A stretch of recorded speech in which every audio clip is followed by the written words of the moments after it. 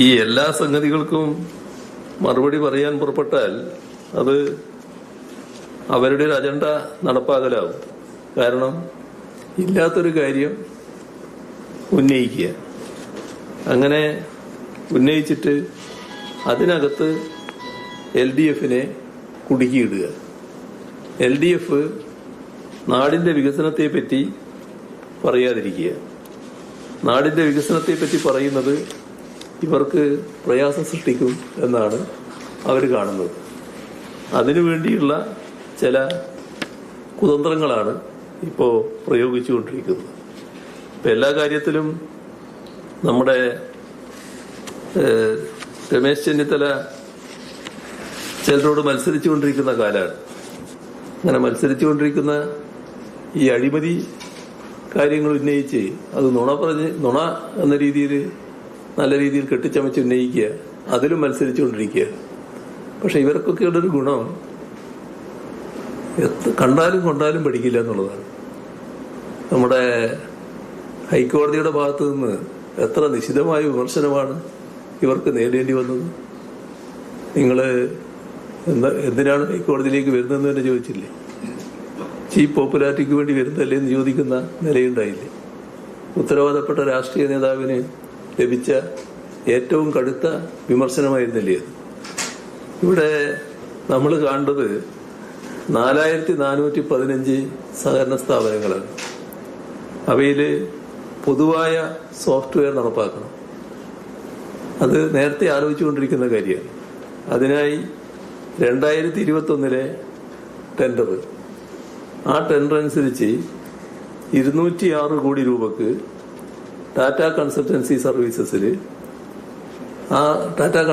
സർവീസസിന് letter of intent നൽകി.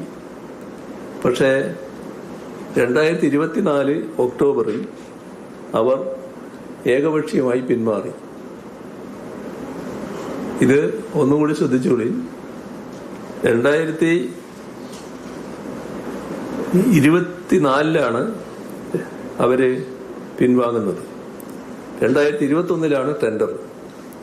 ആ tender അനുസരിച്ചാണ് 206 കോടി രൂപക്ക് TCCന് കൺസൾട്ടൻസി ഈ ലെറ്റർ ഓഫ് ഇന്റന്റ് നൽകുന്നത്. അവര് പിന്മാറിയതിനെ തുടർന്ന് 2025 മാർച്ചിൽ ചീഫ് സെക്രട്ടറിയുടെ അധ്യക്ഷതയിൽ ചേർന്ന യോഗം, യോഗമാണ് കേട്ടോ. ആ യോഗം പുതിയ ടെൻഡർ ക്ഷണിക്കാൻ തീരുമാനിച്ചു.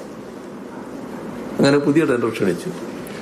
അപ്പോൾ ഹൈ ലെവൽ കമ്മിറ്റിയുടെ വിശദമായ പരിശോധന, നിയമവകുപ്പിന്റെ അനുമതി, ഇതെല്ലാം ലഭിച്ചതിന് ശേഷം ടെക്നിക്കൽ ഫിനാൻഷ്യൽ ബിഡുകൾ അത് വിലയിരുത്തി ടെൻഡർ നടപടികൾ പൂർത്തിയാക്കി.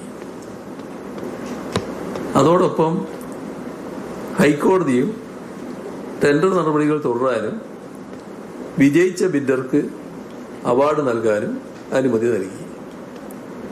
ഇത്രയെല്ലാം കാര്യങ്ങൾ ഈ കാര്യത്തിൽ സംഭവിക്കുകയാണ്.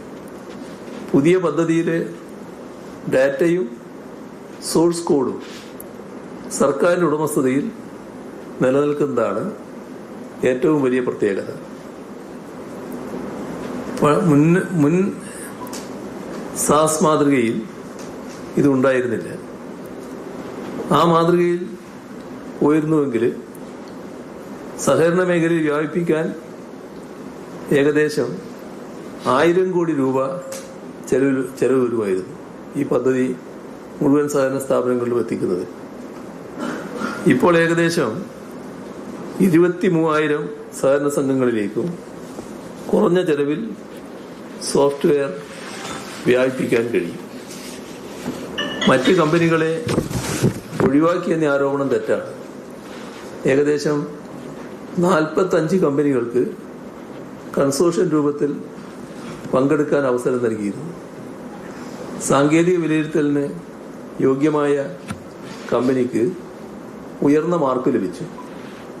അത് ഹൈക്കോടതി അംഗീകരിക്കുകയും ചെയ്തു. ഇത്രയെല്ലാം സുതാര്യമായി നടന്ന ഒരു കാര്യത്തിലാണ് അഴിമതി ആരോപണമായിട്ട് വരുന്നത്. അപ്പോൾ ആരോപണം ഉന്നയിക്കുക, അത് മാത്രമാണ് ഉദ്ദേശം. എല്ലാം സുതാര്യമായി നടന്നതാണ്. ഈ ആരോപണത്തിൽ ഒരു വസ്തുതയും ഇല്ലാത്തതുമാണ്.